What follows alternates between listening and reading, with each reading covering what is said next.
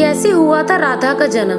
दोस्तों, जब बात प्रेम की होती है तो सबकी जुबान पे सबसे पहले नाम आता है राधा और कृष्ण जी का। लेकिन क्या आप लोगों ने कभी सोचा है कि भगवान श्री कृष्ण की प्रेयसी राधा का जन्म आखिर कैसे हुआ? अगर नहीं तो वीडियो के अंत तक हमारे साथ बने रहे। तो स्वागत है दोस्तों एक बार फिर से आप सबका मेरे चैनल मिथिक पर। राधा रानी के जन्म का उल्लेख पद्म पुराण, विष्णु पुराण और ब्रह्मवैवर्त पुराण में मिलता है। राधा रानी और रुक्मणी जी दोनों ही श्री कृष्ण से उम्र में काफी बड़ी थी। प्राचीन पुराणों में देवी राधा के बारे में बहुत कुछ कहा गया है।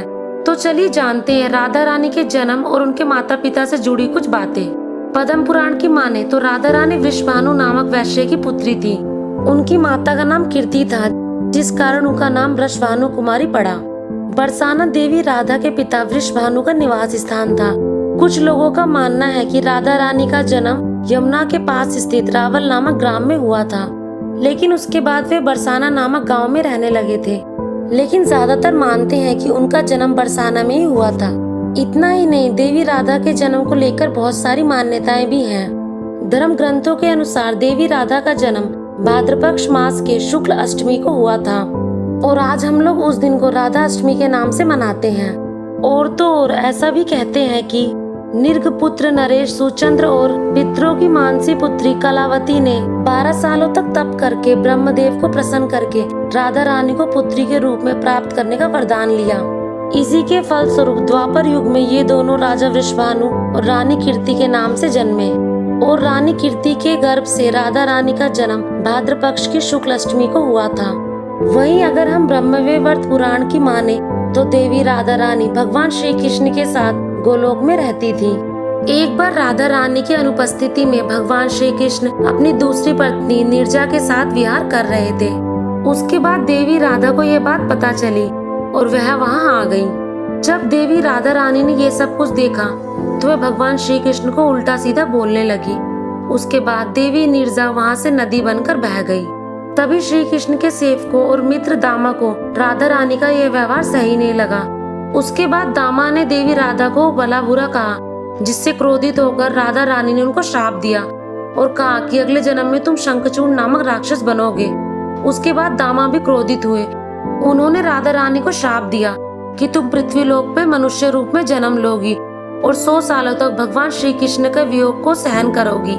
वहीं जब देवी राधा रानी को श्राप मिला तो भगवान श्री कृष्ण ने कहा कि तुम्हारा जन्म मनुष्य रूप में तो होगा, लेकिन तुम सदैव मेरे पास ही रहोगी।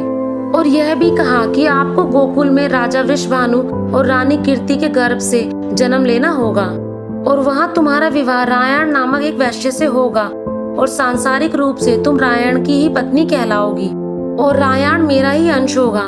उसके बाद भगवान श्री कृष्ण ने देवी राधा से कहा कि अब आप गोकुल में जन्म लेने की तैयारी करो। उसके बाद रानी कीर्ति गर्भवती तो हुई, लेकिन राधा रानी ने उनके गर्भ में प्रवेश नहीं किया। उन्होंने अपने गर्भ में वायु को धारण कर रखा था और योग माया से उन्होंने वायु को जन्म दिया, किंतु वायु के जन्म के साथ ही राधा रानी वहाँ पर प्रकट हो गयी। इसके साथ ही पद्म पुराण में एक कथा मिलती है कि एक बार राजा वृषभानु भूमि साफ कर रहे थे, तब उन्हें भूमि से कन्या रूप में देवी राधा मिली। ये भी माना जाता है कि श्री हरि के अवतार के साथ ही अन्य देवताओं ने भी अवतार लिया। वैकुंठ में स्थित लक्ष्मी देवी ने राधा रानी के रूप में जन्म लिया।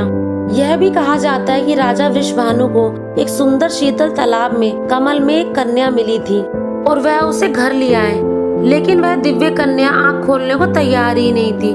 पिता और माता ने समझा कि वह आंखों से देख नहीं सकती हैं। तभी वहाँ पर श्रीहरि आए और राधा रानी ने अपनी आंखें खोली। वहीं अगर ब्रह्मवैवर्त पुराण के प्रकृति खंड 2 के अध्याय 49 के श्लोक 39 और 40 की बात करें तो राधा रानी जब बड़ी हुई तो वृषभानु ने उनका विवाह रायण से करवा दिया था, लेकिन विवाह के समय देवी राधा रानी अपनी छाया को स्थापित करके वहां से अंतर्ध्यान हो गई थी, जिसके बाद छाया के साथ ही रायण जी का विवाह हुआ।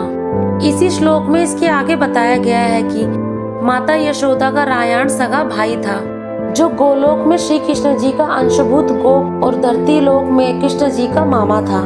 यानी यह कि देवी राधा रानी भगवान श्री कृष्ण की मामी थी। तो दोस्तों, शायद अब आप लोगों ने जाना होगा कि कैसे हुआ देवी राधा रानी का जन्म। अगर आप लोगों को पहले से देवी राधा रानी के जन्म के बारे में कोई और अन्य कथा या कहानियाँ पता है तो हमें कमेंट बॉक्स में जरूर बताएं। साथ ही साथ अगर आप मेरे चैनल पेज पर नई हैं तो बेल आइकन का बटन प्रेस करके मेरे चैनल पेज को सब्सक्राइब भी करें और कमेंट में जय श्री कृष्णा लिखें।